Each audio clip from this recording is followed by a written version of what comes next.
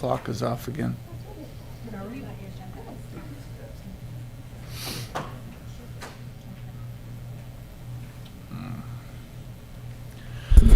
Okay, good evening and welcome to the regularly scheduled meeting of the San Benito County Planning Commission. It is 6 p.m. and I call this meeting to order.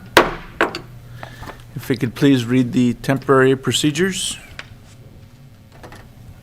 The San Benito County Planning Commission welcomes your comments. Each individual speaker will be limited to a presentation total of 3 minutes. When addressing the commission via Zoom, phone, or in the chambers, please state your name and county in which you reside for the record. Please address the commission as a whole through the chair. If participating on Zoom, select the Participants tab and click the Raise Hand icon. If you are using a phone, please press star 9 to raise your hand. When your turn arrives, you will hear that you have been unmuted. If participating in person in the chamber, please complete a speaker card identifying the item on which you wish to speak and provide your completed card to the clerk prior to consideration of the item. Speaker cards are available on the table at the entrance. Thank you. Pledge of Allegiance. Commissioner Scagliotti, if you could lead us in the pledge. I pledge allegiance to the flag of the United States of America and to the republic for which it stands, one nation, under God, indivisible, with liberty and justice for all. Thank you. And before we get to roll call, I would like to welcome the newest member of the Planning Commission, Commissioner Bocanegra. Toledo, Bocanegra, if you'd like to say a few words. Yes, I just want to say I'm honored. I don't think your microphone is on. I just would like to thank Supervisor B. Gonzalez for nominating me and the rest of the board for appointing me. I would like to let the public know that I support sound growth that considers impacts on infrastructure like roads, schools, and water while balancing the need to maintain property rights and create good paying jobs in the community. Thank you. Thank you. If we could have roll call, please. Rodney Bianchi, Present. Richard Way, Present. Robert Scagliotti, Present. Robert Gibson, Present. Celeste Toledo Bocanegra. Present. Thank you. Certificate of posting. Could we get an acknowledgement as their certificate of posting? Also move. Okay. Is there a second? I'll second. All those in favor signify by saying aye. Aye. Aye. Department announcements.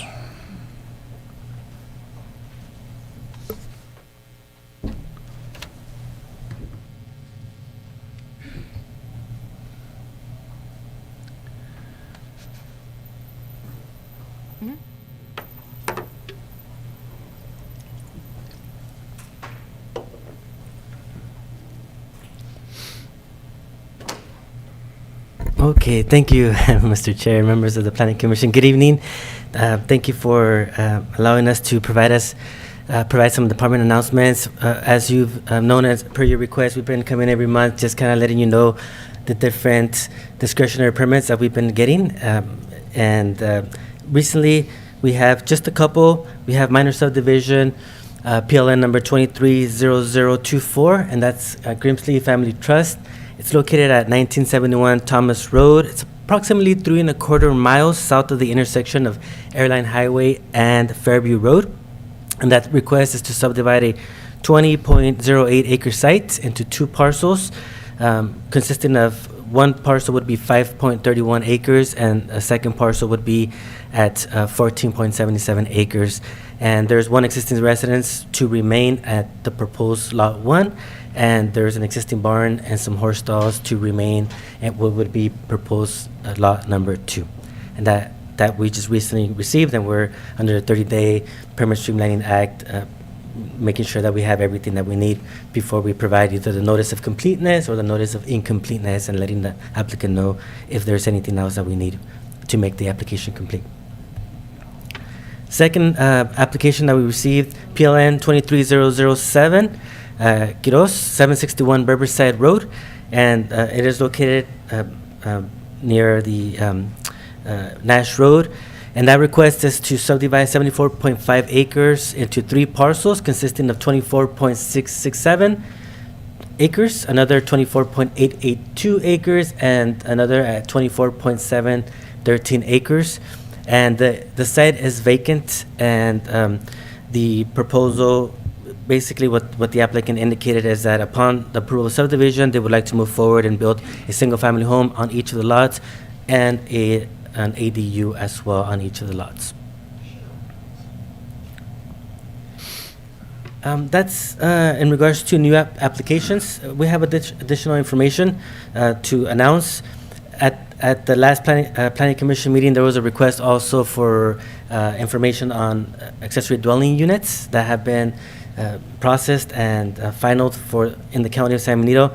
And in 2023 so far, we have no applications. We will be talking a little bit more about that. Ariel's going to give a presentation on ADUs, and we do have EDU plans now that have been reviewed and approved for property owners to be able to obtain them from the county and be able to use them for their property.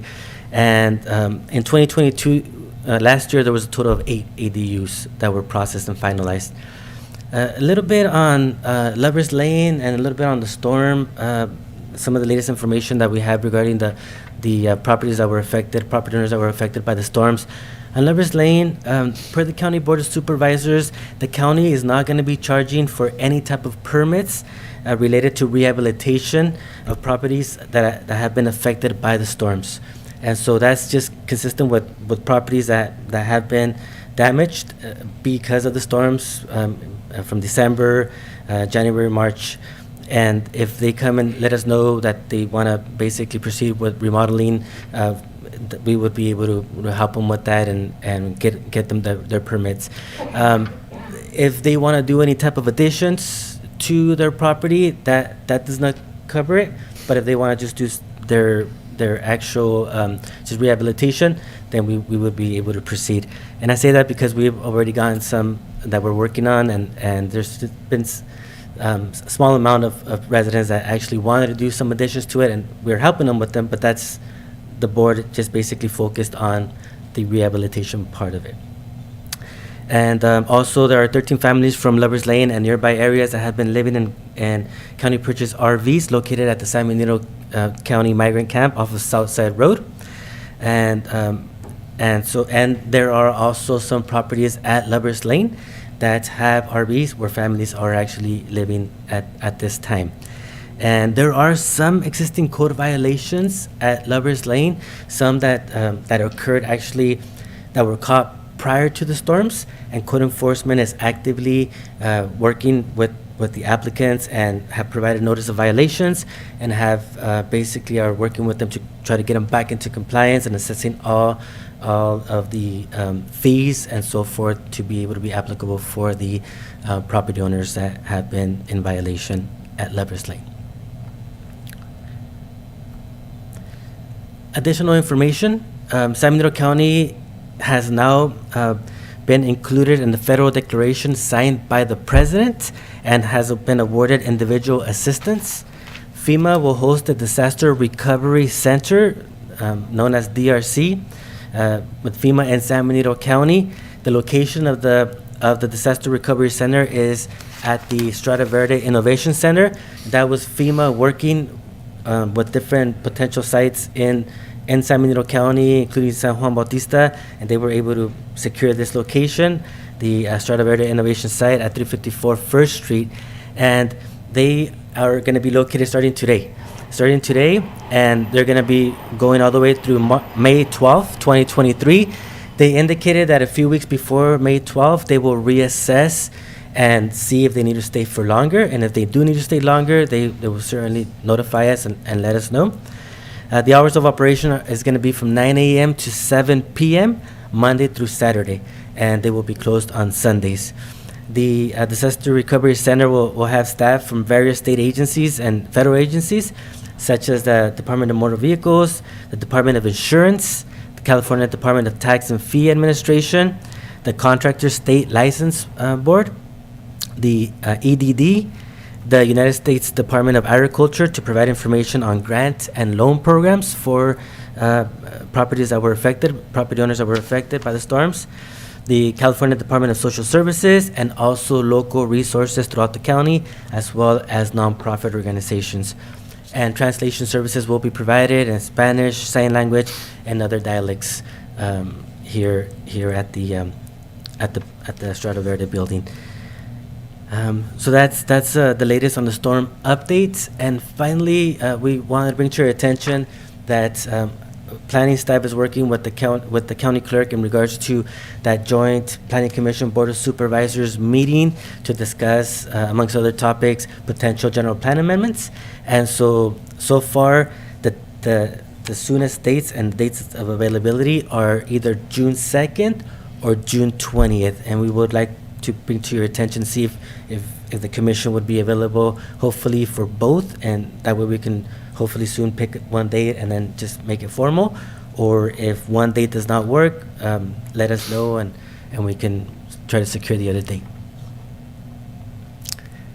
And the other announcement was going to be to announce Planning Commissioner Celeste Toledo Bocanegra, but you beat us to it, Chairman Gibson. So thank you. Okay, thank you. You're welcome.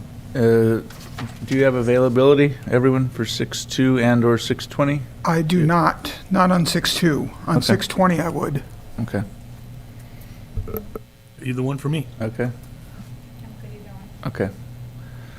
So the consensus is 6/20 for Commissioner Way, and the rest of us are flexible, so. Thank you.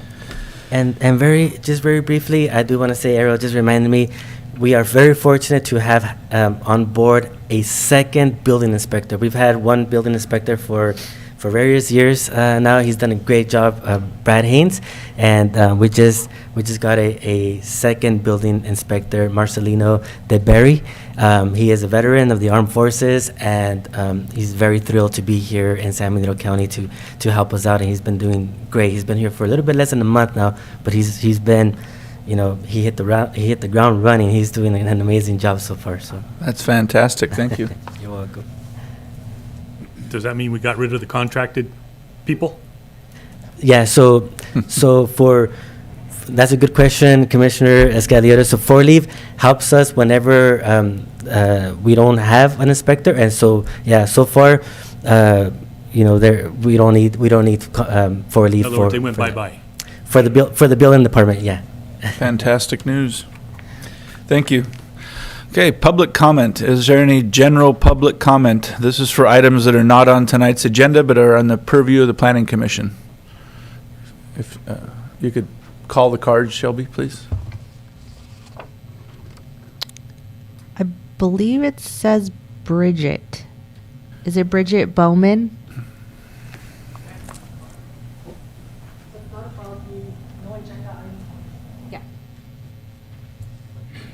All right, then, my agenda is Santana Ranch. Hi, first of all, thank you for letting me speak. My agenda is Santana Ranch. I live in Santana Ranch, moved here 7 years ago. And I don't know if you have been on the intersection Sunny Slope and Fairview when the school starts, and when the school is out. It's extremely dangerous for the kids. The traffic is horrendous. I mean, Santana Ranch was planned, I think came before the board 2010. It was known there will be a school K-8, K-8, with 700 students. Right now, we still have only one way in, one way out. I mean, disastrous, somebody's gonna get hurt, somebody's gonna get hit by a truck. It's just really horrendous planning. And what they're doing to the kids and the parents in Santana, going to the schools and Rancho Santana. And comes insult to injury is that this is also a designated toll route for the landfill. So you'll have this extremely dangerous intersection, and the landfill wants to use Fairview as a designated toll route. I mean, what are you guys thinking? So also there are no signs there that like for the traffic to stop down when the school kids are present. No warning signs, people still go way too fast. And, and another thing about the landfill is, which comes to you, I want to point out your the financial considerations that was presented to the Board of Supervisors September 27th. And it said the county spent $3.1 million between 2019 to 2022 to repair and maintain roads along the whole route. I ask you to please drive on Fairview and Shore Road and look at the road condition. It's horrendous. And so it simply doesn't work. By the way, the county got $1 per ton for road impact fee. It has not worked, and I doubt it will work in the future. Thank you. Thank you. Maureen Nelson.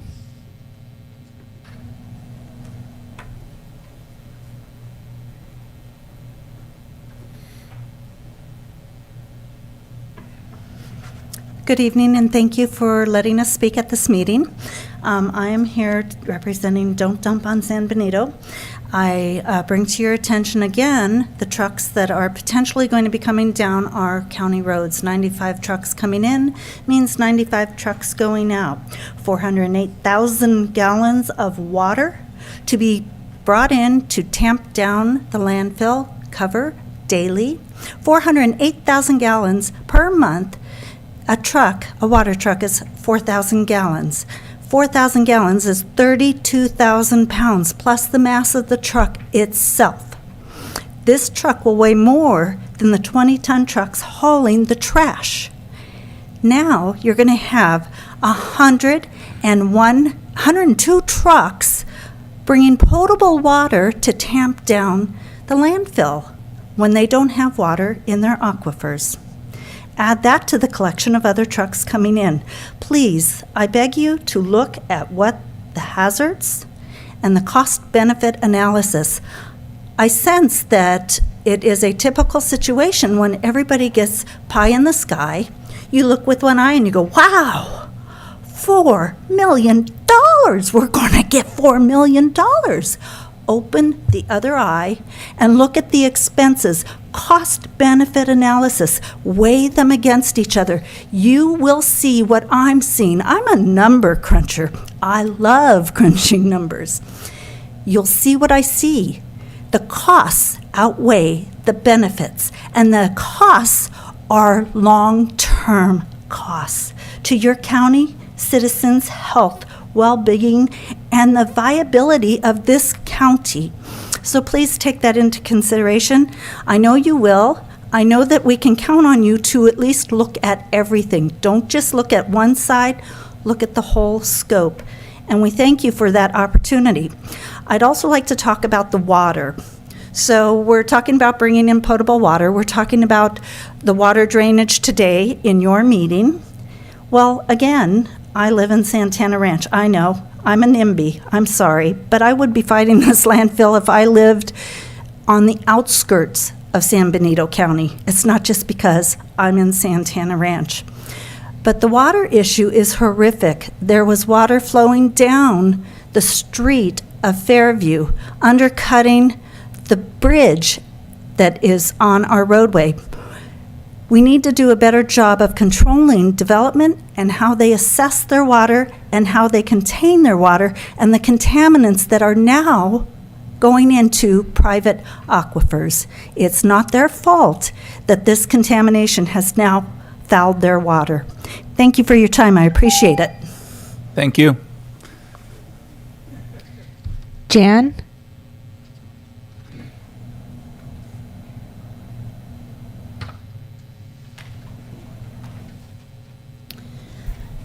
Hi there. My name's Jan Grist. I'm also a resident of Santana Ranch. I'm also a school board member of Hollister School District. And last August, Anderson Holmes told our principal and vice principal of Rancho Santana, our school, that Hillcrest would be open by October. It's still closed. And we're concerned, about a safety if we have to evacuate and get out. We feel it's a safety issue. So we're concerned also for the families. Before Mark Medina left, he had a meeting with our homeowners, and he said, once we get to 500 homes, they have to open up Hillcrest. Now, I don't know if that was true or not, but that's what Mark told us. And I know we're way over 500 homes. So if you could look at it and let us know what's going on, but Hillcrest should be open. And I don't understand what the hang-up is. We appreciate it. Thank you. Thank you.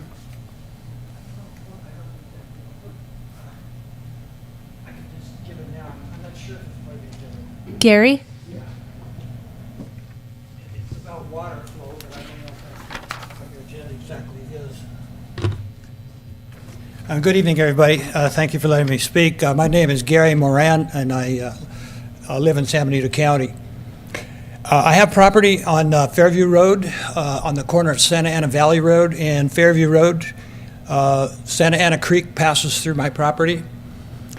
And when it rains, the water comes down from Hillcrest area.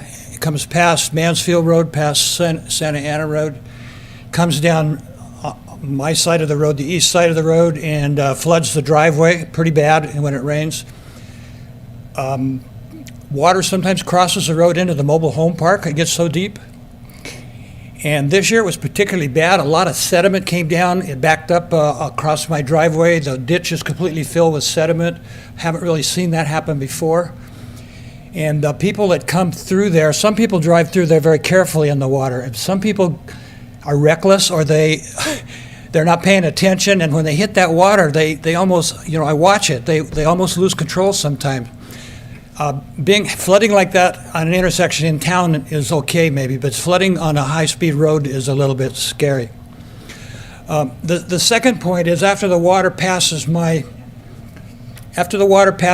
place, it goes back in the ditch and it goes down near the bridge, and then at about 100 feet from the bridge, it cuts off the road and goes across my property to reach the creek.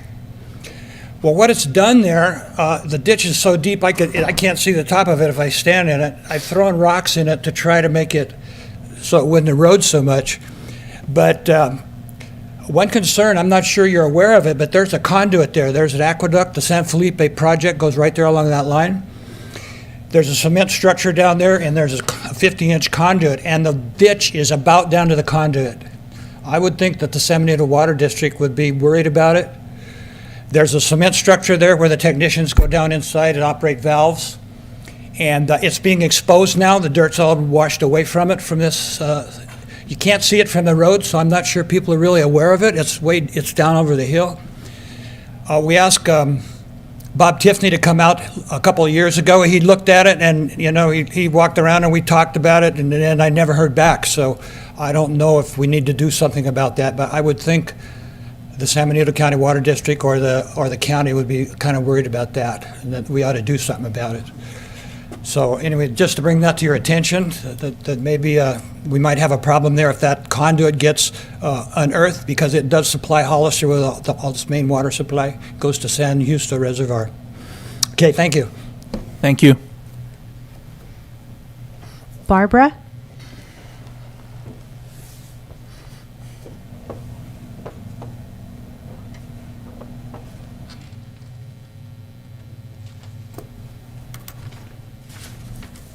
My name is Barbara Tadeo, and I live at 575 Heatherwood Estates Drive. Our aquifer is being contaminated with arsenic, and for a while we even had manganese and E. coli in it. And it was brought out earlier about the water coming from the dump. Here's my latest notice about our high arsenic count. Fortunately, I get bottled water, but my animals don't, and consequently, I have animals that are sick. Here we are during Earth Week, basically, and Earth Day's coming up on the 22nd, and what are we doing at this dump? Especially if it's expanded, is the fact that with all the water coming in and whatnot, it's going to contaminate our aquifer even worse. And B, the dust coming from the dump is horrendous. So instead of thinking of Earth Day things that can be done in this county, what does our county want to do? Make it polluted even worse by expanding the dump with the bad water and whatnot. If we were in Flint, Michigan, I would have a water filtration system on my house. Can I afford to put a new one in? I don't even have one at all because I'm a low income, even though I live at Heatherwood. I'm a retired disabled senior. Something's got to be done. And the dump, right now should be putting water filtration systems on these houses and paying for it, since their water and everything's going into our aquifer. And no, we're not on Sunny Slope water, we're on a mutual well. And this is my big concern. And like I said, here's the latest notice that just came out this week from our water board. Think of the county and think of what's going on, or what has this county done Earth Day wise, except trying to expand a dump. And that's my biggest concern, because not only the water situation, but even the dust. And besides the traffic flow and the pollution from the trucks coming. Those are my three concerns for Earth Day. Thank you. Thank you. Shelby, are there additional cards? No, but we do have one comment via Zoom. Elia? Public comment is closed. Oh. Go ahead, Elia. I heard that. I'm traveling, so I'm hoping there's not too much background noise. I appreciate the report that was done by the planning department. Mr. Prado, I did request, and I'm hoping via the planning commission that they come back eventually in a future meeting with regards to update on farm worker housing, what has been already built in the process, or in the future, what applications have come through. I want to congratulate planning commissioner Ms. Benito Bocanegra. I welcome her, and I know that she's going to do her best to do everything based on what needs to be done for the best of the county. So thank you for her to volunteering and taking on the job. As you all four of you know that have been there for a while already know, it's a hard job and it's a thankless job, but it has to be done. And sometimes you guys end up being the bad guy, even though you're doing what you feel is best for the county. Going back to Mr. Prado's report regarding code enforcement on Lover's Lane, I believe I heard him say that the property owners with regards to the RVs were not going to be cited.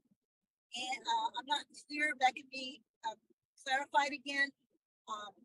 There's a property owner out there with numerous RVs that were damaged, and the people are not living in them. And this property owner is insisting constantly via phone calls, via text messages, that the people that those RVs are unlivable, yet he's charging them rent. And he's saying he's threatening them. And I don't know whether that's something that code enforcement can do anything about this man's threats, or maybe I need to help these people get a lawyer to go after the individual who was charging up to $1,500 just for an RV to be parked on his property, and they don't even live there. And these folks don't know any better, and they've been paying the rent, or they've been paying part of it, and it's not just one, it's several people that he's insisting and making these contacts for them to go out there and continue to pay rent to him. It's just really, really horrible for a property owner to be doing that for these people that have lost everything. And I think that's for now, and probably I've run out of time. Thank you. Thank you. Is there any additional public comment via Zoom? There's no additional comment via Zoom. Any additional comment in the chambers? Seeing none, public comment is closed. Consent agenda, I don't think we have anything on there. There weren't any minutes that I didn't see, so we will go to regular agenda. Item 9.1, informational presentation regarding the San Benito County drainage codes and policies. Thank you, Mr. Chair. We'll have Public Works Administrator Steve Loop come up.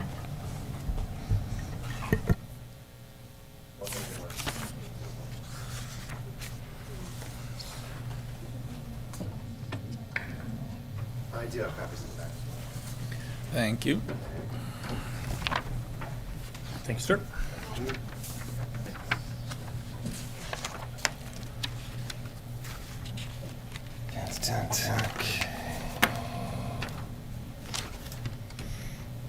You know the password, right? It's on lock mode.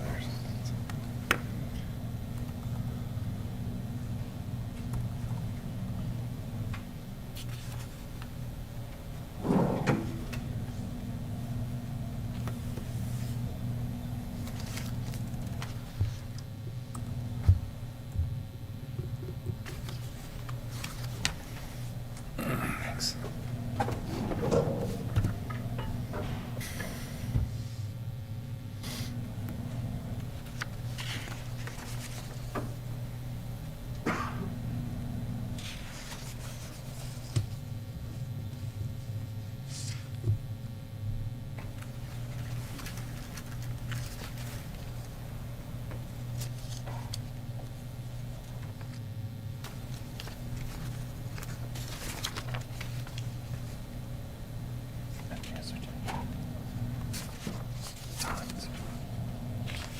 Okay, great. All right, sorry for that pause there. Good evening, Chair and Commissioners. I'm Steve Loop, County Engineer, as Abraham just mentioned. And before we dive into the Stormwater Code overview and discussion, I do want to address one of the recent comments from one of the residents regarding his property on Fairview Road near Santa Ana Creek. So regarding the drainage ditch and the culverts, or lack of culverts, on his driveway and a couple other driveways. So I did coordinate with Supervisor Tiffany last year for this year's fiscal budget. And so the county has a total of $450,000 to install new culverts under Mansfield, culverts under the driveways north of Mansfield, and we also have budget to improve the drainage ditch that is currently routed right towards the vault that was mentioned.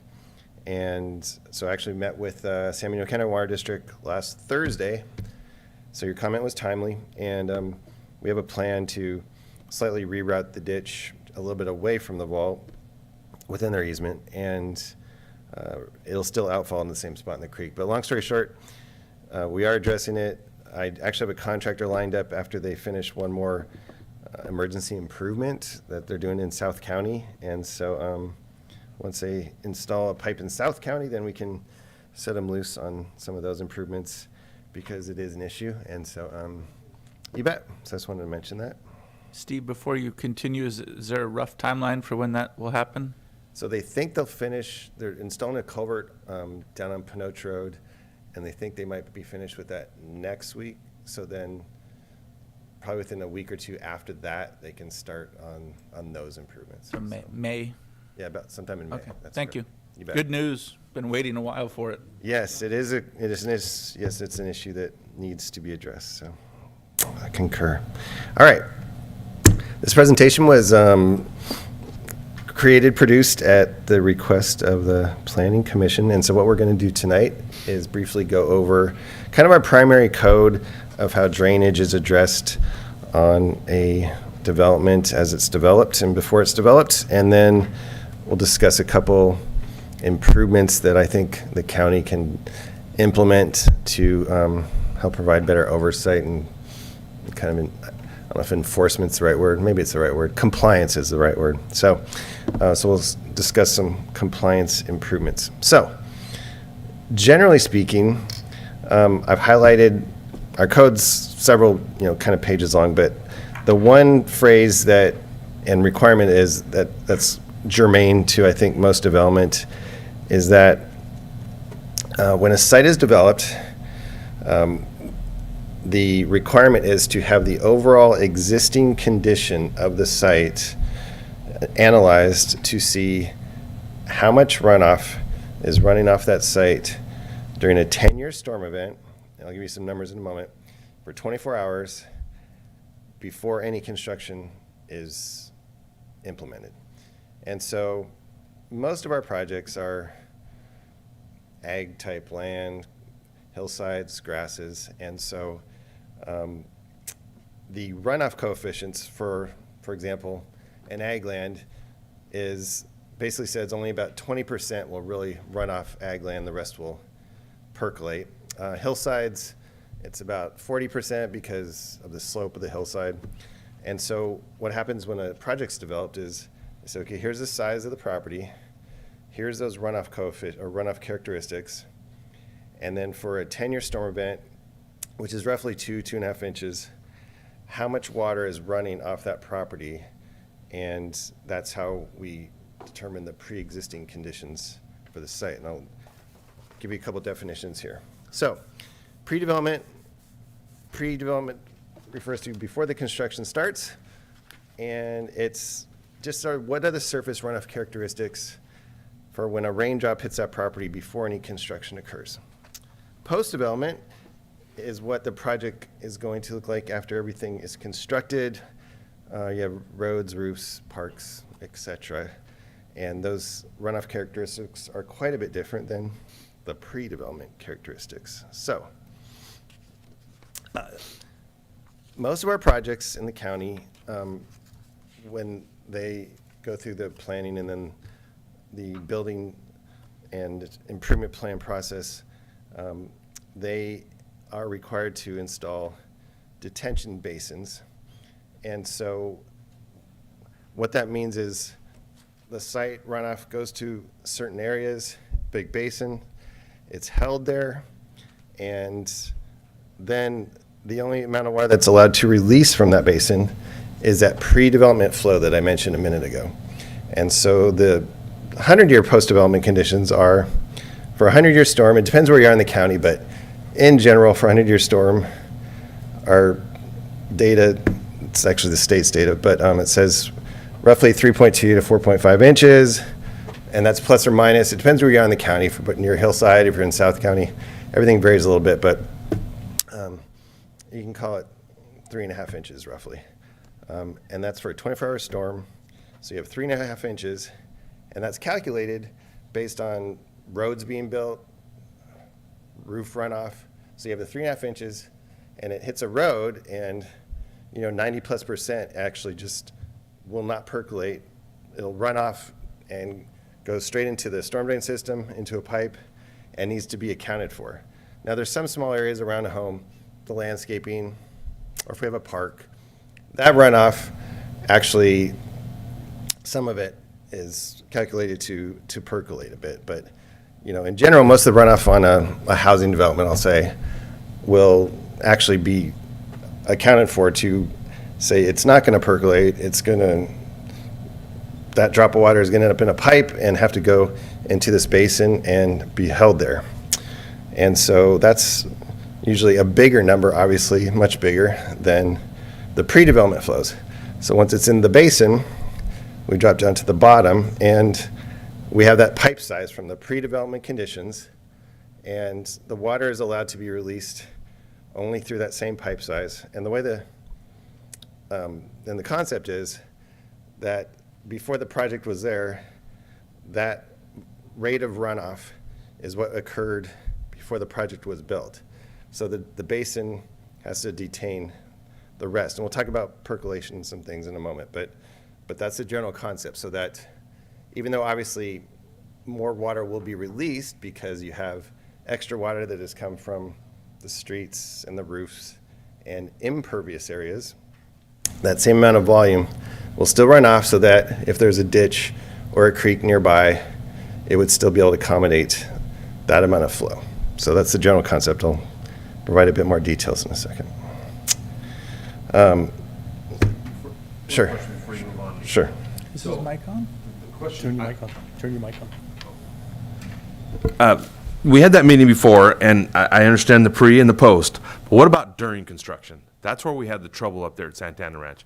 They opened up all those lots, and of course, nobody knew that we were gonna get how many ever inches of rain, but during development, all that runoff came, and that's what I think some of the property owners up there and surrounding areas. So is there a during development code, is my question.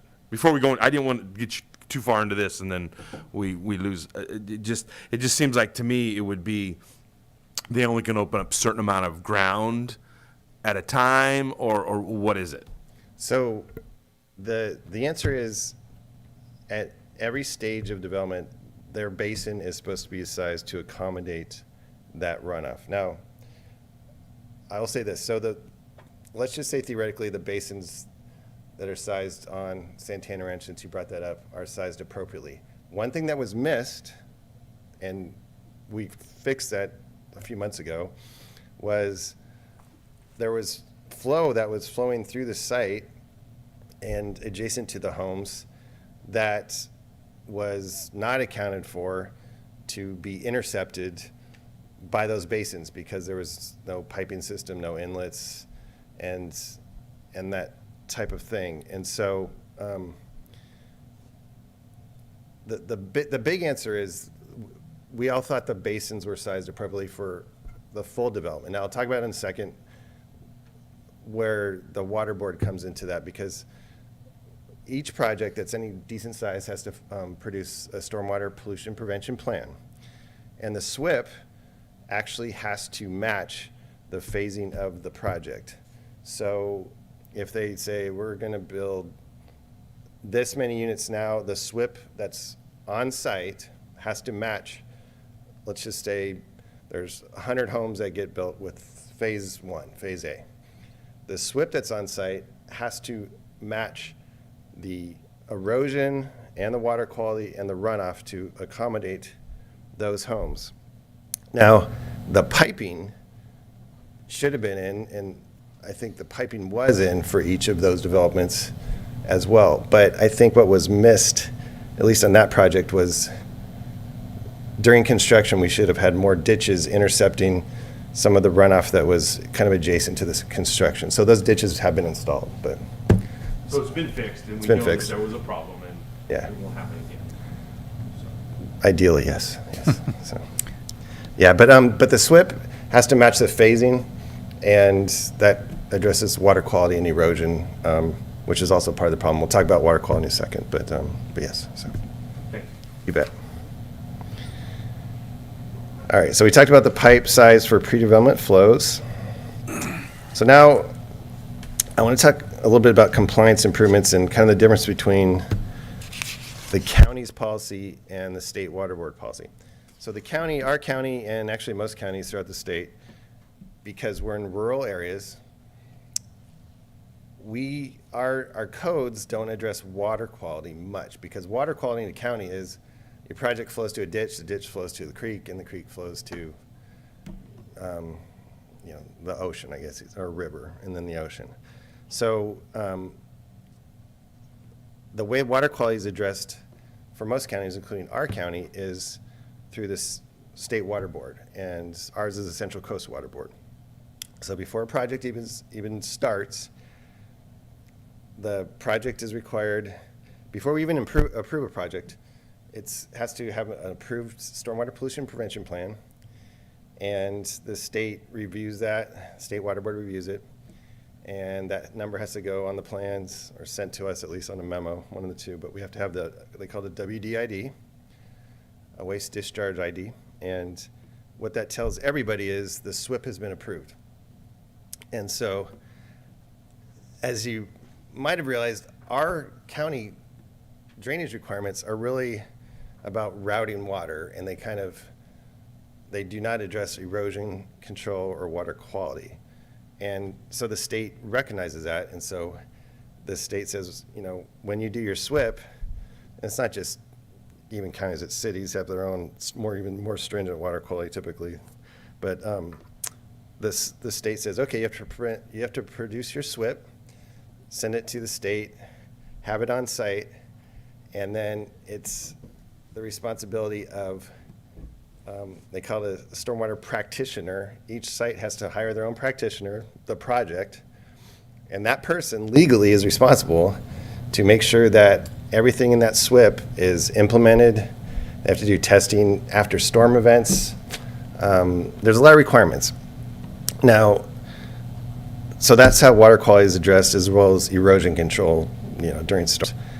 One thing I think the county needs to do better is we need to coordinate more closely with the state. Even though it's not technically county responsibility to implement the SWIP, we can still, look at BMPs, best management practices, straw wattles, inlet protection. We can still look at those type of things. We can still, ask for the SWIP and look over the SWIP and make sure some of those things are installed, even though it's not our responsibility, because technically the responsibility lies with the site owner and the state, and really the site owner, that's their responsibility. But I think you can do a better job of that, and I think we've missed that in the past. And so that's one thing I'll work with our folks to do better. And another thing I think we need to do better, honestly, is we need to do more testing of site characteristics, because some sites perk really well, and they perk really well in certain areas and not in other areas. And so I think the county needs to do a better job of requiring developers to take more borings on their site, as well as more soil sampling, to see where some of those opportunities are for percolation, because I think we've missed some of those opportunities perhaps in the past, just generally speaking. So a good example is the Promontory project. They found a real good area that percolates, and they're able to percolate pretty much all of their runoff. Now, if there's a ginormous flood, their basin, which is a really large basin, it will fill up, and eventually it'll go towards a nearby kind of overflow ravine area. But generally speaking, unless we have a real large storm, that basin is going to perk and keep all the water on site, which is great. And so I think the county needs to do a better job of trying to implement at least testing and corings and borings so we really know what the soil strata is of a site, and then we can improve the performance of the project as it's constructed. And so I'll pause there for questions, I guess, from the public and then the commissioners. Okay, is there any public comment about the presentation? Any public? Oh, Mr. Betancourt.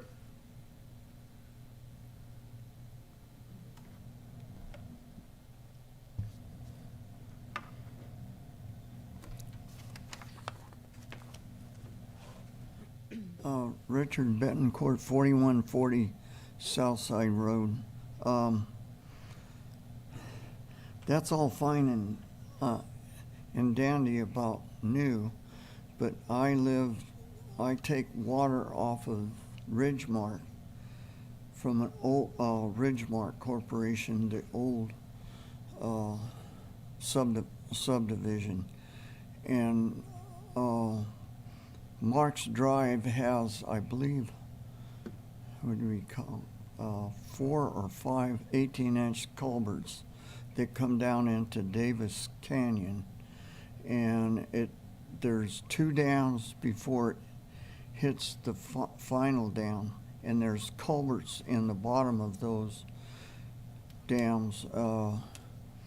I believe the second dam has an 18-inch discharge when it reaches that height. Then when it gets to the last one, it's got a 6-inch pipe in the bottom, and then it has to raise like 40 feet before it goes over the spillway. But when it comes out of that 6-inch pipe, like these last storm it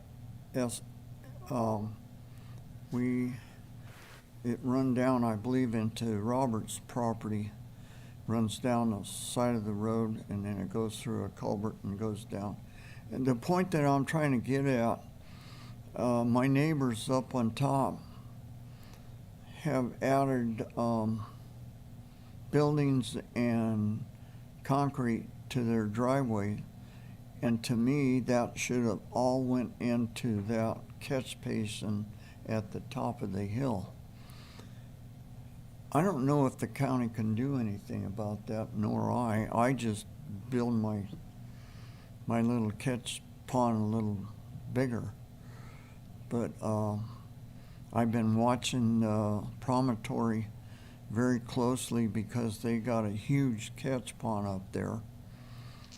And I believe there's 10 slabs where the road goes down into the bottom of that catch pond. The last big storms, I think it got 45 feet, but it's at a slant. So as the further you go up, the more volume you got. But there's no release out of that I can see. You know, if it did go up to the top. And we only got about maybe 17 units built right now, so anyway, I'm hoping the engineers were right. Thank you. Is there any other public comment in the chambers? Any via Zoom? There are no more public comment. Okay, let's go to the commissioners. Commissioner Toledo, do you have any questions, comments? No. Commissioner Way? Not really. Commissioner Bianchi? No, I think I got my question answered. Okay. Commissioner Scaliotti? Yes, I have a question. Why can't the county implement the same standards as the city where 100% of this water stays on site? So I would have to see a city project where all the water stays on site. I know there's a couple that have retention basins, but most are also detention where the water's released. Well, they have, like the one out there, the detention dam out there that Santana Ranch cut the holes in so the water would run right out and not hold back. The one at the Serrato property, there's a little standpipe in there and it's got to fill up so far, almost 2/3 of the full before it drains into there. How come these guys are not being held accountable, especially with the Central Coast Water Quality after them? How come they're not being held accountable? We farm downstream from these guys, and if somebody up there decides to change their oil or throw their antifreeze in the drain up there and down it comes and they catch it downstream north of there, the farmer gets busted for it, then he's got to prove that it wasn't him. Meantime, these guys are running scot-free. Well, I'm not sure I know of anyone that's running scot-free. That's kind of a lot of information, but offline we can meet and honestly come to my office and we'll talk about it, and just because that's a lot to delve into right now, but I'll try to answer your questions offline. So Okay. Anything else? Not at the moment. Okay, well, I'd just like to see the strictest codes we can get and have them hold the water. There's no point allowing these people to, walk away with 100 million. If they could walk away with 99 million and build a bigger pond that holds the water, I wouldn't cry too much for them.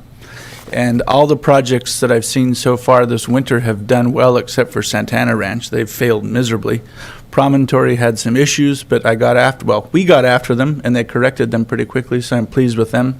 But there's still a glaring hole. When I spoke with Mr. Hammer from the Regional Water Quality Control Board, he said they're more concerned about quality than quantity. And he said that we can go as far as we want as far as quantity. And I'd like to see us take that approach and not let it flow downstream and add to flooding or other issues. noted. Those are good points. Commissioner Scaliotti, One more fire question. away. Why do they get to continue to build until they come into compliance? They continue to drive nails and build and not come into compliance at all. Nobody's gone up there and said, enough, come into compliance or we're gonna take care of this a different way. Okay, so I think, are we still talking about Santana Ranch on Yes, this sir. question, comment? Okay, I do have an answer, but I think we should take it offline, and, because I don't think we should get into details about a water quality drainage issue at this location or venue, but, Okay.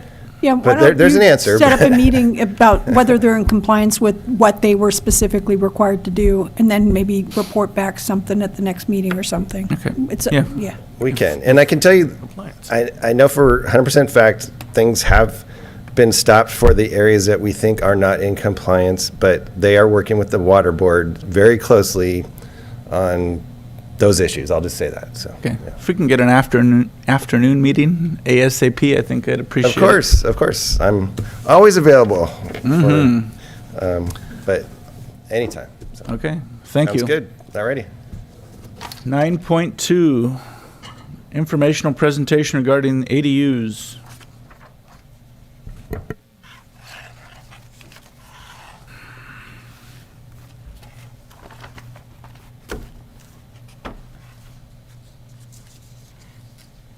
Hi, good evening, Ariel Goodspeed.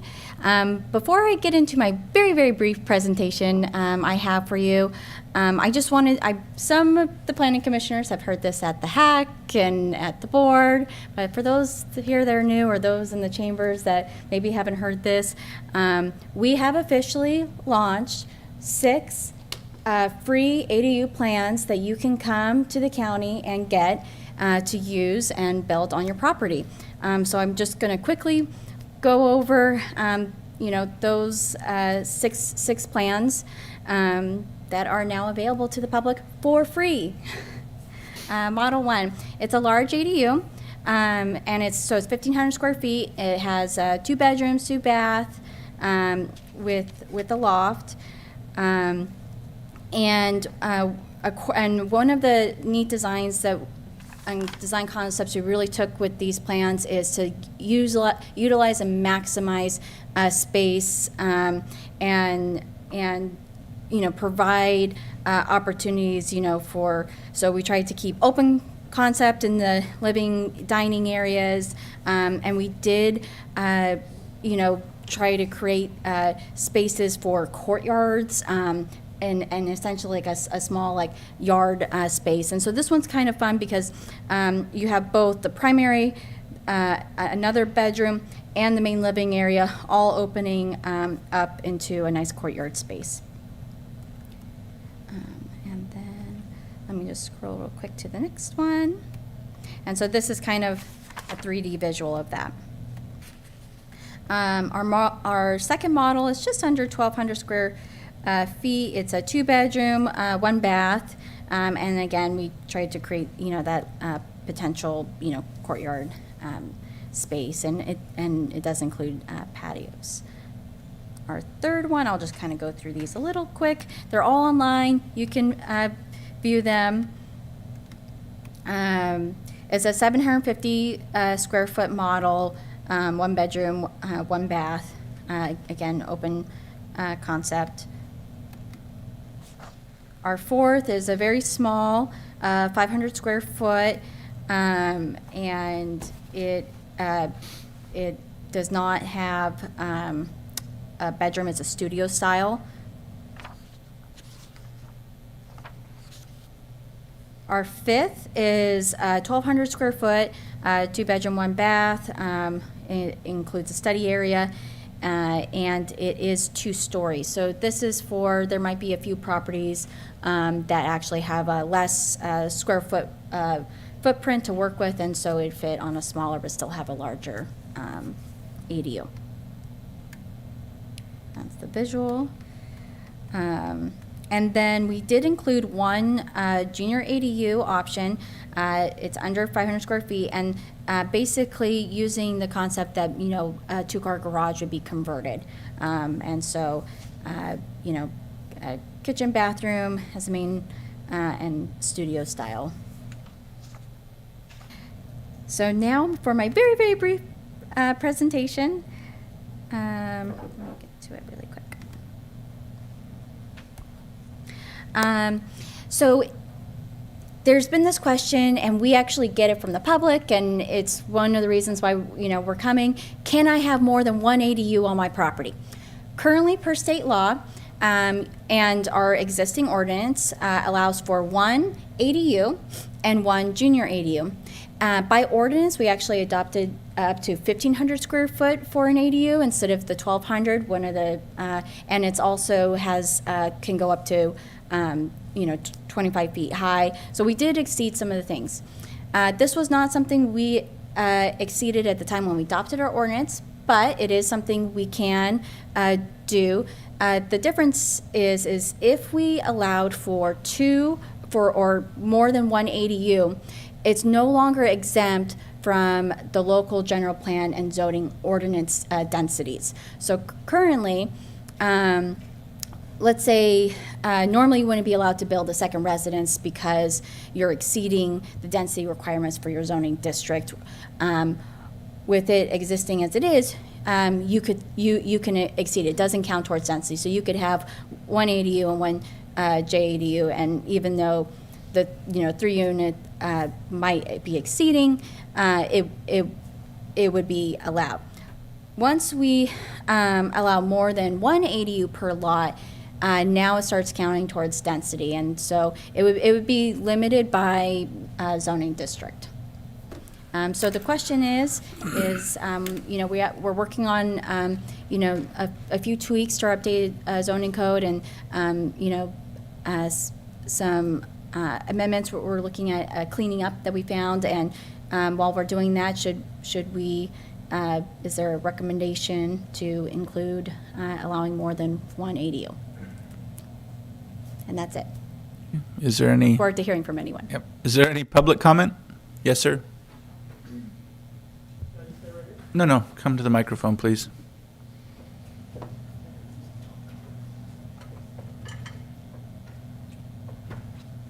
Just on these ADUs, I have first one comment and then one question. My comment is, I think these ADUs are a great way to increase density and hopefully eventually lower housing costs a little bit in areas that are already developed. I don't think they make sense in new construction or new construction planning like was talked all about on the Lee subdivision. To me, it didn't make any sense.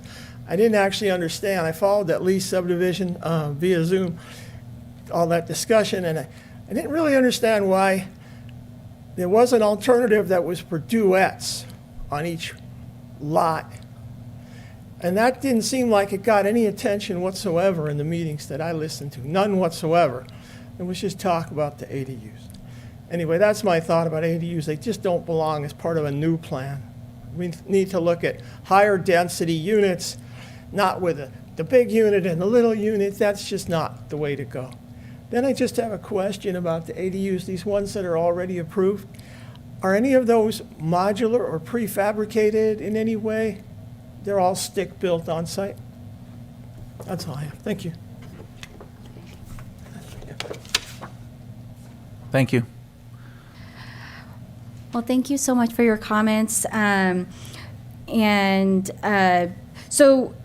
to answer your first question, per state law, any parcel is allowed one ADU, one JADU, whether it's an older parcel or whether a new subdivision comes in and maybe it didn't include ADUs as part of it. Those lots could build an ADU or JADU. And so hopefully that kind of answers that question. And then the second part of that, oh my gosh, I'm so...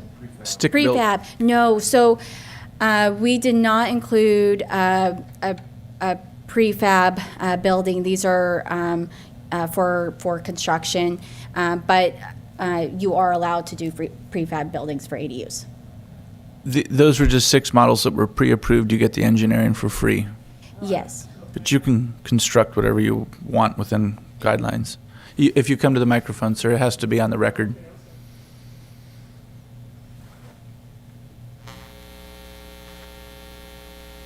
So these would be less expensive from the county fees and the planning perspective, right? I know the individuals went very crazy, but the prefab is going to cost more in terms of what you have to pay in county fees and that kind of things, because you don't have a pre-approved version? Is that my question? Yeah. So, so I'm really glad you're bringing up all these points. I think it's good to kind of clarify for the public.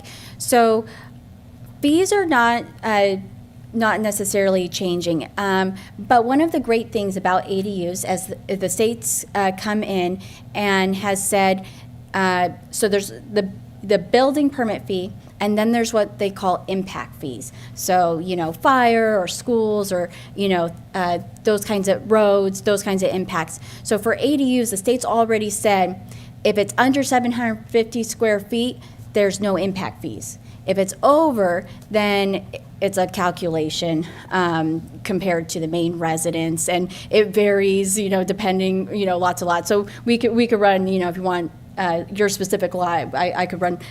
Please come in and we'll run those numbers for you. But what the cost savings is to go get engineered plans for ADUs. You're looking at tens of thousands of dollars. So that's the cost savings. The other great thing is these have been engineered stamped, and have already been approved by our building official, which means that your rounds of comments and the back and forth of you need to edit your plans in this way is going to speed up your time frame for getting an approval to start construction. And time is money. So you're saving there too. Thank you. Is there any additional public comment? Yes, there is one public comment via Zoom. Elia? Hi, thank you. I might lose you. I'm just about to go up the grapevine. Real quick, do the smaller units, the 500 square feet, do those accommodate for stackable? Oops. Sorry. Elia, go ahead. Can you hear me? Yes. Hello? Oh, okay, because I might lose you real quick.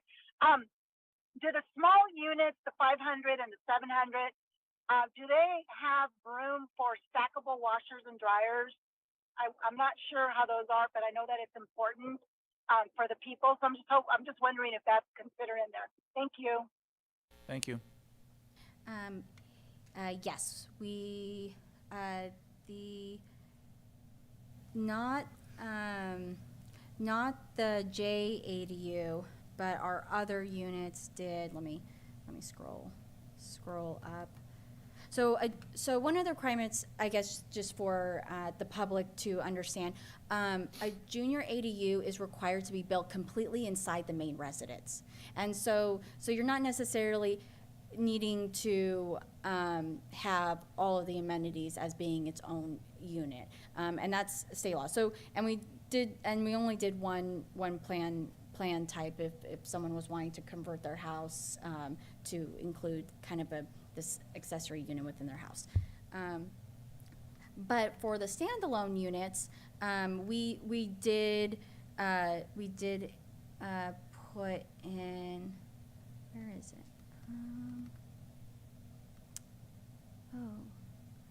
Okay. I remember there being washer and dryer. Where were they located? Is it by the front door? I think it's by the front door. You know what, Elliot? I will get this highlighted and sent over to you. I believe it's these units is where the washer and dryer is, but I'll double check. All the structural plans are online as well. Thank you. Is there any additional public comment? There is no additional public comment. Okay, back to the commission. The reason this was requested is because it's not necessarily for the developments that are surrounding Hollister. It's more for the rural county, in my opinion. And if we need to put a minimum 1 acre lot size in order to accomplish that without scaring people in the various subdivisions, that would be fine with me, if that's legal to do. So there's a lot more to it. So in order to build an ADU, your property does have to be able to meet, if it's in a rural area, septic and water requirements. Per the state Water Quality Control Board, the acreage requirement, in order to fit, a new septic system and an additional, connection to well, it's going to vary site by site and the acreage needed. So not all properties are going to be able to accommodate an an ADU or more than one ADU, because it's going to really depend on the site conditions. So that's actually going to be more of the limiting factor. Okay. And you can't get an ADU approved if you don't have water and septic. Okay. Or water and sewer. Could you check with the assessor to see if a second detached ADU would trigger any issues with taxes? Is that, I was told yesterday or the day before by somebody, but I haven't had the chance to ask the assessor if it would trigger any negative consequence.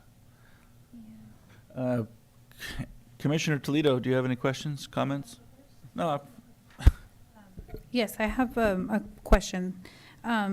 What about the small homes in the city who, well, now they build the homes with smaller backyards, but maybe they don't want Model 6 exactly built into the garage area, but they want a separate building, separate model in their backyard. Would they be able to? Maybe perhaps less than the square footage given in Model 2? Or let's say they want to build that, can they condense it smaller, basically? Does that make sense? So if they are picking one of our plans, the exteriors are set, so your interior finishes is really where you get to do your design changes. There are reduced setbacks for ADUs than a normal residence or a secondary residence. You have 4-foot setbacks from like back and rear. So I'd have to look at it on a case by case. I think, if I may interrupt, I think the question was, can they modify one of the 6 pre-approved plans? And your short answer was no, right? You can't change the size or the... If you modified it, you would then have to get them engineered. Okay. So you could take that as your base, but we would need a new engineered stamp. So an applicant can still pay for the engineering process and we would still allow that? Yes. So this is just adding an option. If someone's looking to save some money, it's just an option. They can still go to an engineer and custom design any ADU that they want. And excuse me, I know most homes, I know there's some smaller homes that they're building in the county. I meant to say county, not city, but with smaller backyards, and that's why I was asking for that reason. Yeah. Most of the county is rural, like with 5-acre minimums and or 40-acre minimums. We have very limited residential mixed or single-family projects, but we did include a few smaller footprint ADUs in that, thinking that it would be able to. Which is Model 6, right? Yeah, well, either Model 6 was the JADU, or we did have that 500 square foot studio ADU. So, and that was with the intention of being able to fit on smaller lot parcel, or not just smaller lot, but maybe someone, the smaller the unit, the more you save in construction costs, and so it might be a financial, what can they afford? And one more question, I'm sorry. Also, would they be able to build 2 Model 4s if they have that room section area? Not, because I know you said earlier that they can build 1 bigger unit and then 1 smaller unit, but they can still choose 2 smaller units. So, per state law, you can have 1 ADU and 1 JADU. So models 1 through 5 are ADUs, meaning that you could only pick one of those, and then you could do, a garage conversion or a conversion in your primary residence as a JADU and use that plan type. But you cannot do more than 1 ADU currently unless there's a recommendation for us to modify our ordinance, and I'm seeking direction for that tonight. Thank you. Commissioner Way? Yeah, I think this is a laudable goal to increase the presence of housing in the community and using ADUs to accomplish that. I don't think this accomplishes that, though. And the reason that I have qualms about it is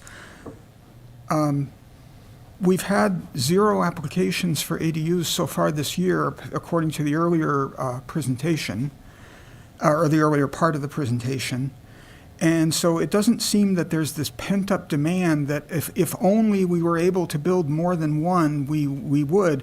This would be people who already had one and wanted more, because I don't think they would hold off on building one just because they couldn't build two. It just seems like a problem, like a solution in search of a problem to me. So just a comment. Thank you for your comment. Commissioner Bianchi? Well, I think the problem is with code enforcement, people are building these and they're not coming and getting plans for it. There probably hasn't been any applications because they're not asking to do this, they're just doing it. So I think we need to look at code enforcement going out and, red tagging some of these properties that have these illegal dwellings on them. Out on Lover's Lane, that was one of the biggest issues during the floods is you had an address with, a family in it, but behind that property, there was 8 or 10 more families that lived back there that they didn't know were back there. And so I think, our problem lies with code enforcement.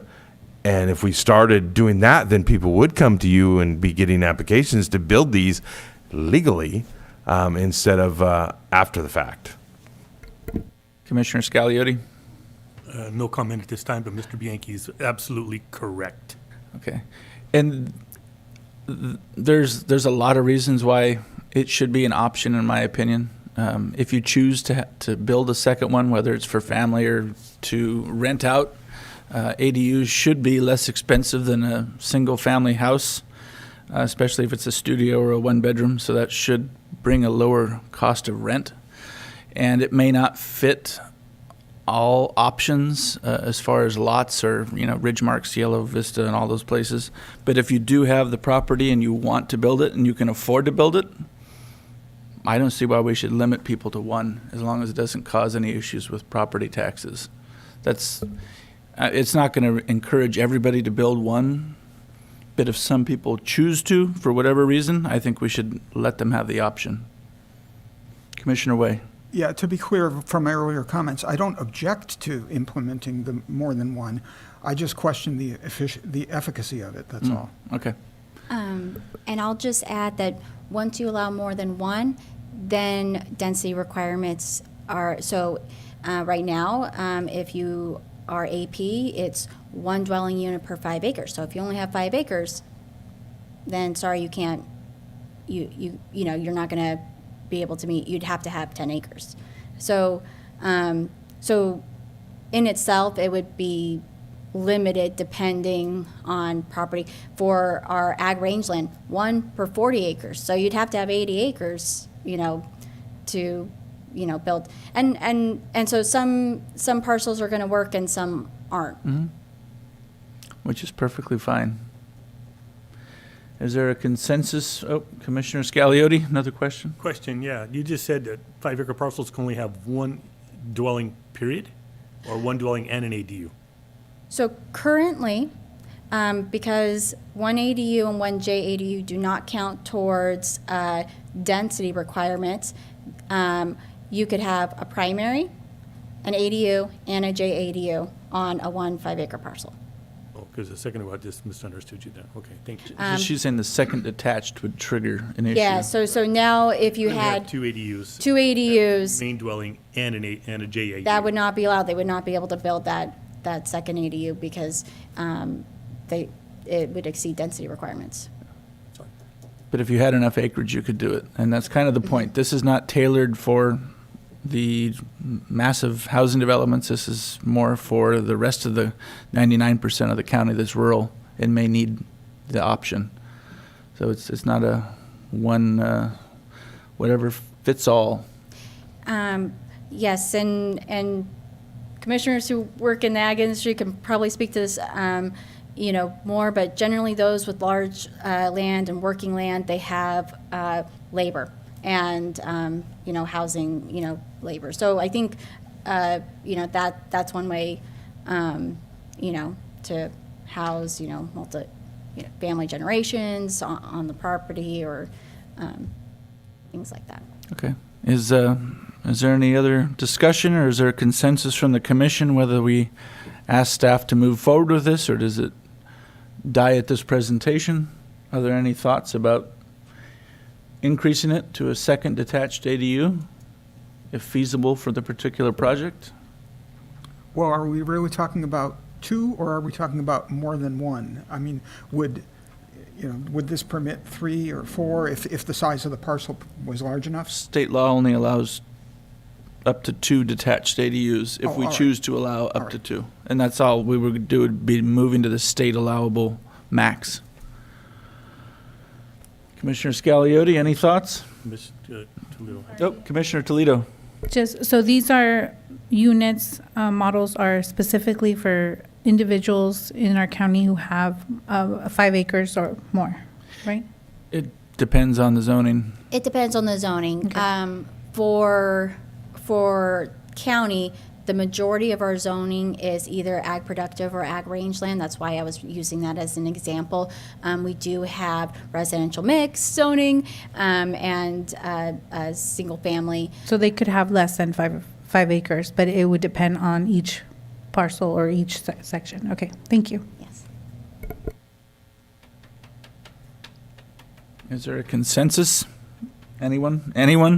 Anyone willing to accept asking staff to move forward with adding a second detached ADU? I will. Okay, there's one. Commissioner Bianchi. Sure, I mean, we Okay. can say 1, we could say 10. They're going to Well. do it rather. Okay. Commissioner Way?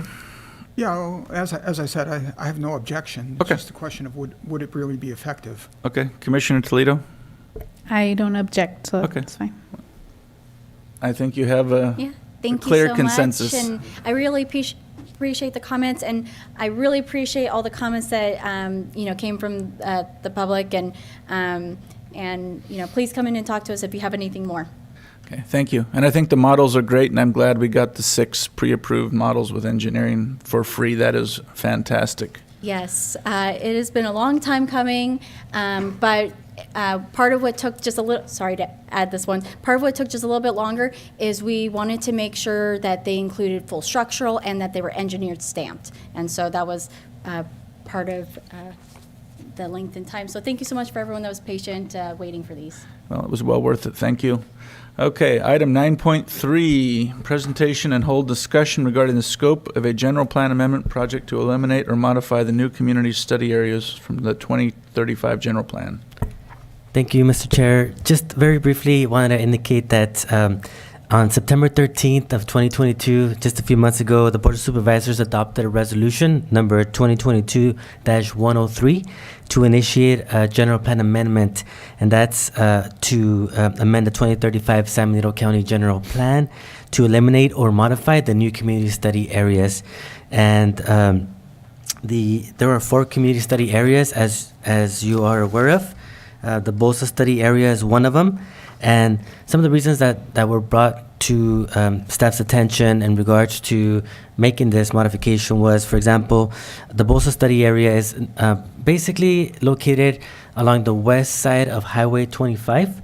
And the existing network of 2 lanes on Highway 25 and the county roads in poor condition used by county residents to commute in and out of the county is already congested and leading to longer commute times and greater emissions on greenhouse gases and other pollutants adversely affecting the climate change. And so that was one of the reasons why they asked for the BOSA in particular.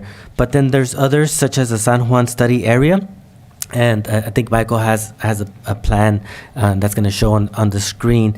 That's located towards the west of San Juan Bautista, and that's approximately 4,600 acres, and approximately 2,400 acres of that area is currently or in the process of being set aside as permanent open space by the San Benito County Agricultural Land Trust.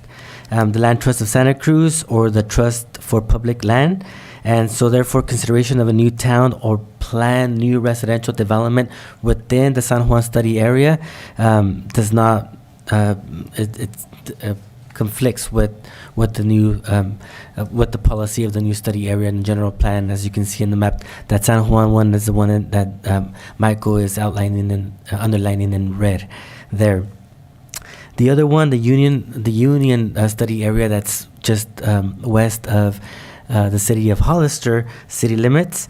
That one, it comprises of approximately 5,700 acres, and approximately 1,150 of those are already under development, such as the San Juan Oaks Golf Course community. And there's also multiple CSAs within that area, and together comprising approximately 1,080 acres, and also significant areas, over 400 acres of prime ag land. So again, that was another reason why the board decided that we should move forward and not have these new community study areas. And finally, the Fairview new community study area, that's located east of Fairview, essentially north of McCloskey Road. That more than half, approximately 3,500 acres of the approximately 6,800 acres of that area was subdivided into smaller 5 to 12 acre rural residential large lots in the 80s and 90s, and making assemblages of parcels suitable for development as new towns or planned new residential or mixed use development conflicts with established land use patterns. So just wanted to give you a little bit of an introduction of the Board of Supervisors' direction of the initiation of the general plan. And so we've been working on it, and Michael's going to give you a presentation on the efforts. Yes, good evening. Michael Kelly, Senior Planner. As Abraham said, this is an amendment that's initiated by the board for possible modification or elimination even of the new community study areas. The designation is written into the land use element of the general plan, and there is a large amount of text about this, and it describes the purpose being for the opportunity for accommodating some future growth in unincorporated areas while protecting agricultural lands, preserving open space, and creating sustainable land use pattern. This came out of discussion when the general plan update was established, and it was instituted in 2015 when the general plan was adopted, about ways to absorb population growth in a manner that's not just letting existing population centers just grow and grow and grow. An alternative to that. That was the thinking at the time. And so this was written into the general plan. Also, there are some more measures that are written into the text that talk about what makes an appropriate location, and it includes proximity to existing job centers, access to transportation corridors, opportunities to provide public transit, reducing vehicle miles traveled and traffic congestion, fewer impacts to high-value agricultural land, and opportunities for permanent preservation of open space, and fewer impacts to environmental resources. So each proposal, if a proposal comes forward, proposal would have to comply and be consistent with 10 policies that are written into the plan, specific to new community study areas, in addition to numerous other policies elsewhere in the general plan that apply to development of other sorts.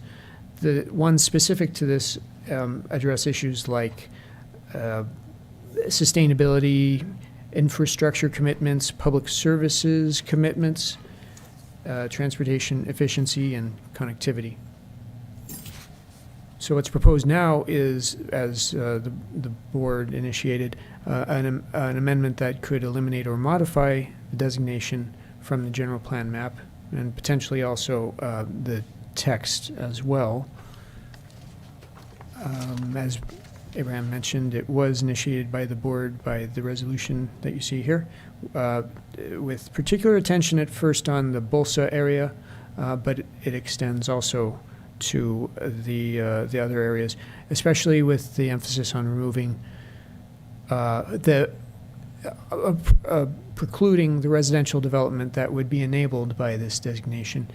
Not residential development in general, like what the underlying zoning would allow, but what's enabled by this in particular. I might also mention that new communities under the general plan don't have to be in these areas.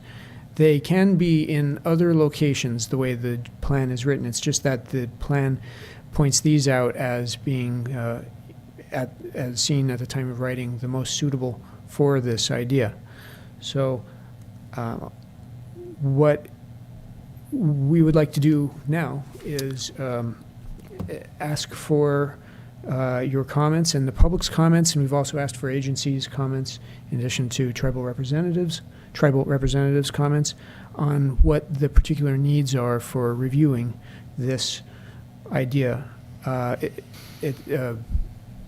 When we have a general plan amendment, we are expected to refer these to agencies and tribal representatives.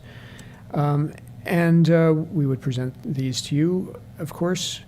We'll ask for your thoughts on topics like these, what potential effects you see, if any, from removing these or modifying these or reshaping these new community areas, what measures might compensate for any negative results you might imagine could result from removing these areas, alternatives that you think should be explored. This could be just, like I said, reshaping what we have already, removing one or more, or removing all of them.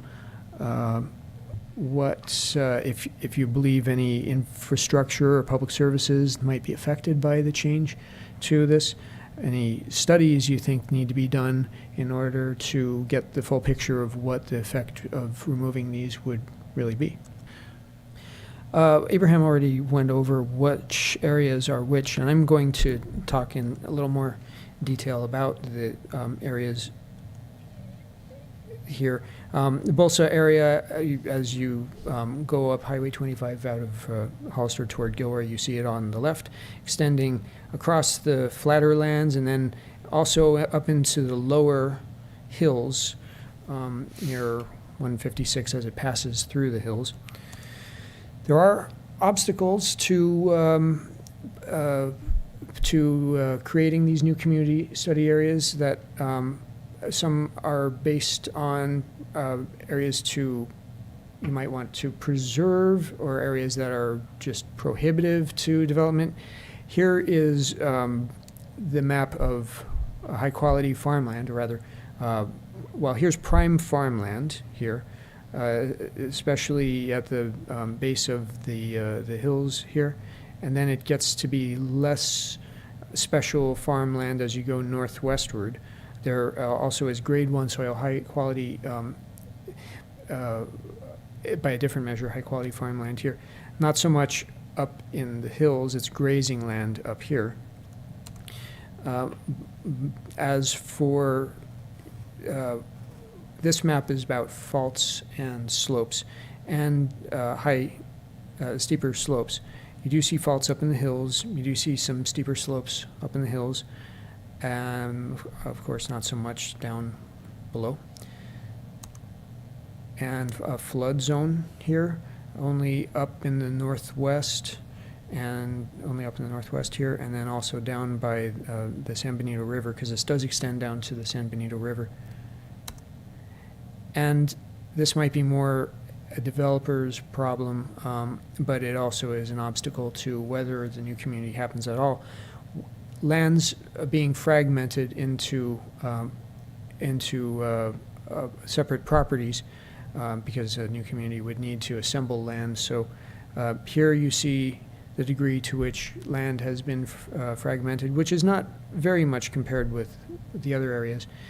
And now, we wanted to have a map, and we might have this map in the future where we put these together and show what's left behind. Unfortunately, I don't have that map, but we can show that. We can create that map for you at a later point in time. So I'll just say that it seems that from these, the areas with the least restriction would be some fingers of land in the hills up here or up this way. Other areas would have these other resources that could be seen as barriers to having a new community in this area. I think Abraham went over a lot of these, but this is the size of the study area for Bolsa. Of course, Highway 25 is widely seen as being inadequate for significant new development, so that's a barrier. The economic development of the general plan points to giving, believe it was the board expressed in its review of this that it saw the commercial and industrial use as a higher priority in the than residential use when thinking of the new community study areas. So that's something to consider, and also the regional housing needs assessment has a component that favors being closer into existing communities rather than in new communities. Things to consider. Then there's also the San Juan study area. This one does not have much higher quality farmland. It does have a great deal of slopes, however. You see a very large wall of terrain as you go along 101, and so it's some of the lands that have less slope are pretty inaccessible. Other lands are already developed, like you see Rancho Larios here, and a lot of land is just not accessible from what existing roads are there. No surprise, not much flood zone in that area, but not a lot of fragmentation, but like I said, a lot of inaccessibility on that area. As Abraham mentioned, a lot of land has been set aside with some kind of conservation easement or land trust land, another barrier to a new community in that area. The Fairview study area, here we are, northeast of Fairview Road, northeast of Hollister. Prime farmland, yes, to the north. Some fault zone, yes. Some flood zone, yes, but I think the biggest issue is that it's just so very much split up into lots of little, comparatively little pieces of property right now that it's likely to be unlikely to be a site for new community study or new community, just new community.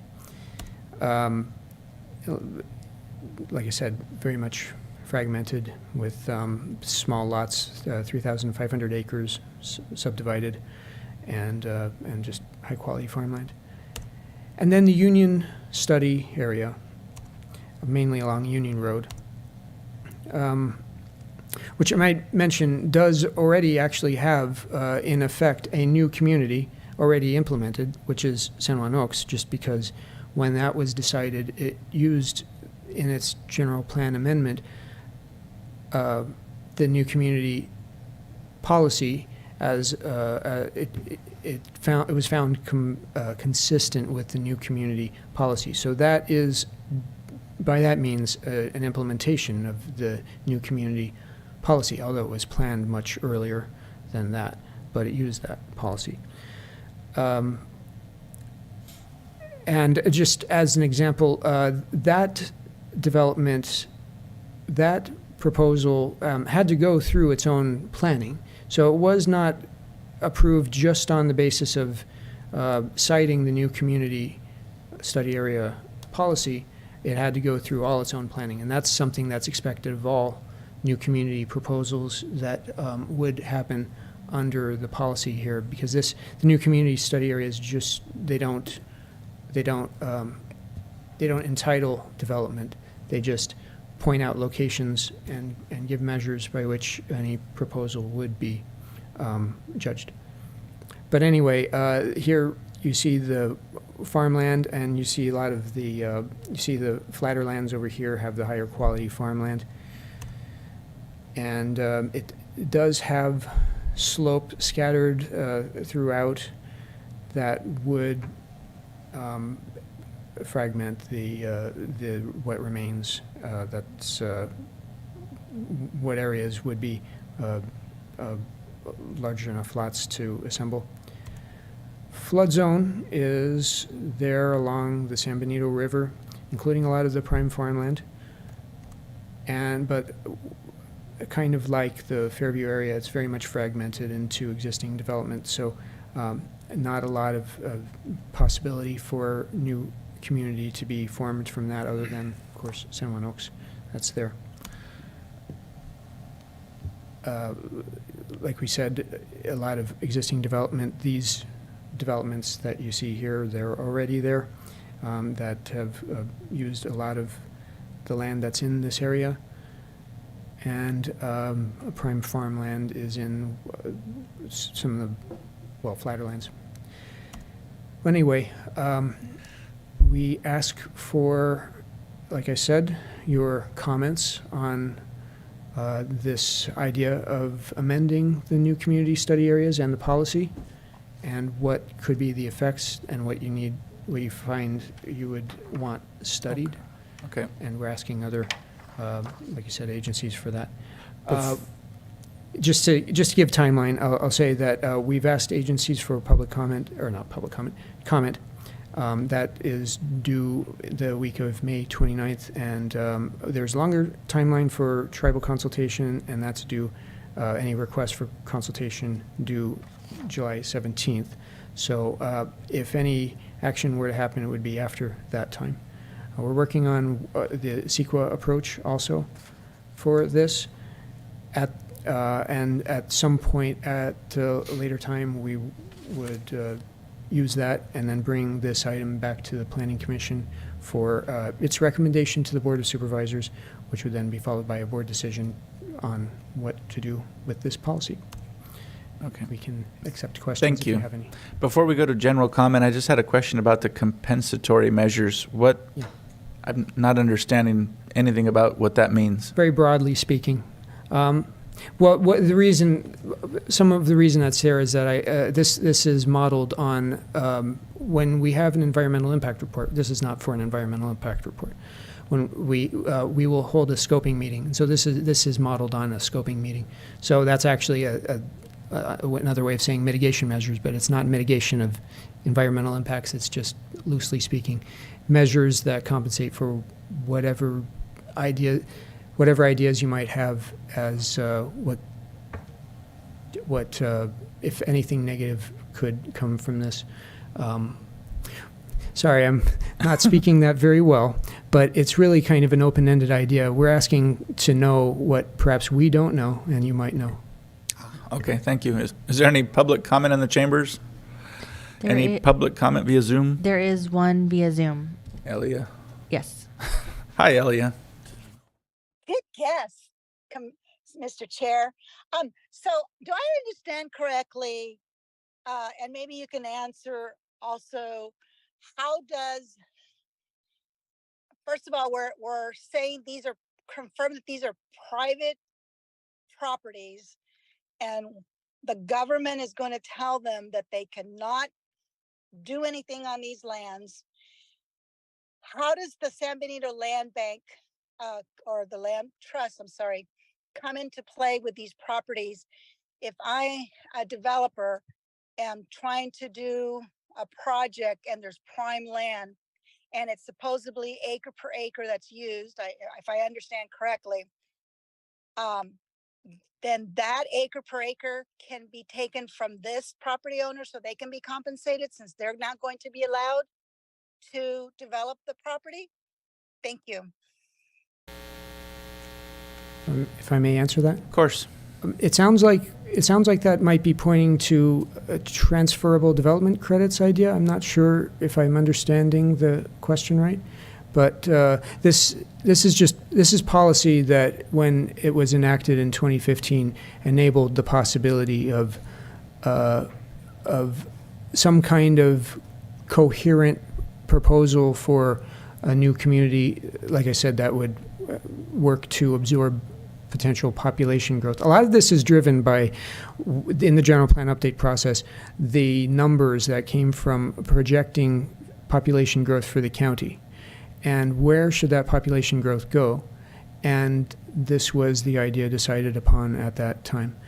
So it's not exactly, it's just enabling in addition to what was allowed in the past there. Whatever was planned in the past, this was something in addition to that. Okay, thank you. If that makes sense. Is there any additional public comment? There is no additional public comment. See none, public comment is closed. So I think she was referring to if you develop property, you have, and it's ag land, you have to protect 1 acre for every acre you develop. And if people have chosen to buy development rights in San Juan Valley, that's up to them. That's the market. That's not the government insisting that you can't develop your land. That's the land trust buying the development rights. That's not government interceding in private property rights. Just to clarify. Are there any comments, questions, concerns from the commission? Start with Commissioner Bianchi this time. Commissioner Scagliotti. Yes, the Fairview community study. How would you put a community there when it's already busted up? So if we remove, can we remove some of these and You can remove them all. Well, that would be my choice, but It is open-ended like that. We can, we The only do one ask that for makes your any- ideas on alternatives. the only one that makes any semi-sense is the one on the Balsa. Makes semi-sense, but you don't want to put any more traffic out there now the way Highway 25 is. So I'd be in favor of removing them all. Okay, fantastic. Commissioner Way? I'm basically in agreement. The conditions have changed from the time when these were initially proposed. They made sense at the time. They no longer do. Commissioner Toledo? I do have a question about the tribal recommendations. Do we have one that we answer to, or how does that work? Or do we have several tribes? There are several to which we're expected to offer the opportunity to consult as a matter of state law. And bear with me since I'm still learning all this information. Do we have a list? Can I get a list of all these tribes that we answer to? And also, is it all of our land, or is there just sections of the county that we basically give them information? It's with projects in general. Projects in general, especially, well, larger ones, but especially the ones that are subject to California Environmental Quality Act review, require us to obtain a list of interested tribal entities and give them an invitation for consultation. And it's not specific parcels or areas of land. It's independent of. It's basically the landscape, or subsets of the landscape, where the concern may be. So we'll have the consultation to let us know what concerns exist. And one last question, hopefully. Do they come to us to see our projects, or do you automatically know the areas and provide them and ask them if they'd like to be at those areas or property during construction or however the project is placed? When the consultation happens, it's something of it's informative to us to know what the concerns are, and then mutually we work out what needs to be done about that. And if we don't, what happens then? Well, We have to consult. It's not mandatory to implement their recommendations. Okay. Yeah, and I think that you were thinking more of a condition of approval that's sometimes imposed about them being present when there's ground disturbance or. Sure. And that occurs after the consultation that occurs during the CEQA process. During Thank the you. planning process. I appreciate that. I just want to be more mindful and understand. So thank you for. Mr. Chair, if I may. Also, Commissioner Toledo, the list, we do get it from the Native American Heritage Commission. Okay. So we request that from them out of Sacramento, and then they provide us with the list of the tribes that are in the area that are And can we also have a copy of the land that we need to report to? So as commissioners, we understand what areas are tribal sensitive? Yeah, like the different tribes? Yeah. Yeah, absolutely. Okay, thank you. You're welcome. So that when the state changed CEQA, just a layman's review of it, when the state changed CEQA, they made cultural resources part of the environmental review process, and now that makes the county or any other jurisdiction consult with the tribe, and it just means they notify them, here's this project going on, and then they have a certain amount of time to say whether or not, yes, we're interested and we want to know more. And they don't have to. It's up to the tribe to determine and whether or that- not they want to be involved or not. I'm more concerned about our property owners as far as if I own property and I paid for that property, why do I have to report to anybody? So I would like to know where these areas, since I'm still learning the lingo, as I would like to know ahead of time. It's not, it's just the entire county, right, in Okay. general, Barbara? There's no I think specific it's the map? entire county for discretionary projects that are being approved. So ministerial projects, which we're like, if you just have a single parcel and you're getting a building permit, that's, and there's no voluntary action or discretion by the county, then it doesn't apply. But if there's a discretionary action, it does apply. I So, appreciate that yeah. information. Thank you. And that's why I just would like to be more knowledgeable in those sections. Thank you. Thank you. So the consensus seems to be that we'd like to remove them completely. Are there any negative repercussions as far as RENA? Do we have other lands designated to satisfy the California Department of Housing if we choose to remove these 4 areas entirely? It's always a challenge to locate sites that would satisfy RENA.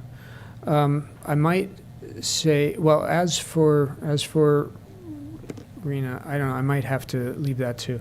Mr. We Chair? will. Go Yeah. ahead. Abraham? During the housing element process that we are about to engage on, we're hoping very, very soon, we are very excited to see that we actually have consultants that have applied for us to choose from.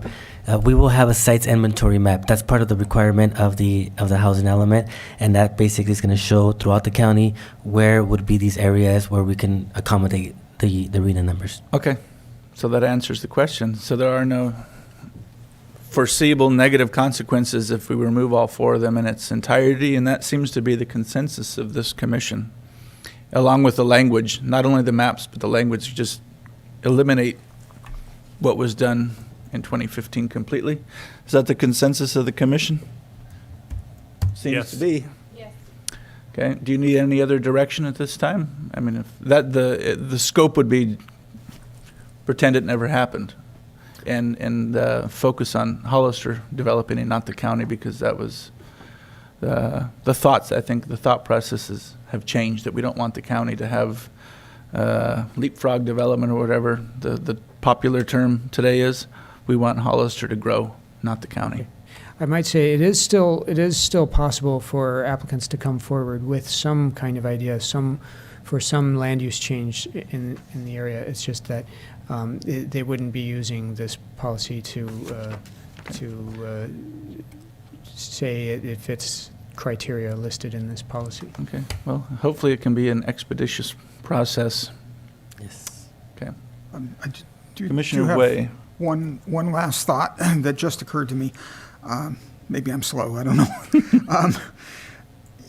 Is it the case that if a commercial or industrial applicant came before the planning department with a proposal, and that proposal was in a new community study area, that would be potentially a, not necessarily stumbling block, but something that they would have to address to say, I guess what I'm asking is, does this make it easier for commercial and industrial that would otherwise have to overcome the issue of, but this is a new community study area?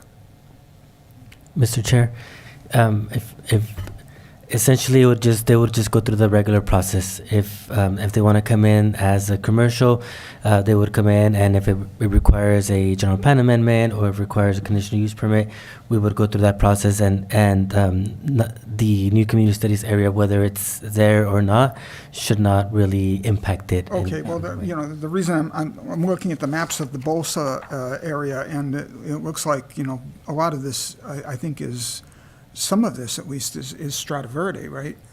The Bolsa one, I believe there's part of the majority of it is in there. But Okay.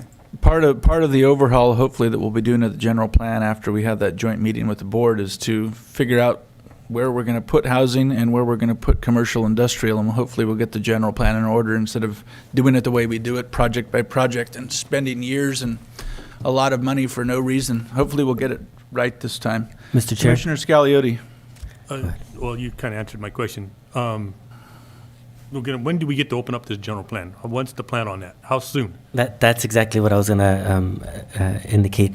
Yeah, hopefully during that, the hope is to have this joint planning commission board of supervisors meeting as chairman indicated, and that is the request of the board was to open up the discussion in regards to potential amendments to the general plan. And one of the things that I've been looking at is that when the general plan was amended or updated in 2015, normally what follows is an overhaul of the zoning text, which was done, by your planning commission and the board, which is great. But I haven't seen an overhaul of the actual zoning map as well to basically coordinate with the general plan. So all of that will be, I'm hoping, brought up at this Joint Planning Commission Board of Supervisors meeting. One more question, going back to Mr. Ways. This will not affect Strata Verde if they want to continue? Strata Verde's application is Set. Removing this does not bother them? No, removing this does not bother them. Public comment?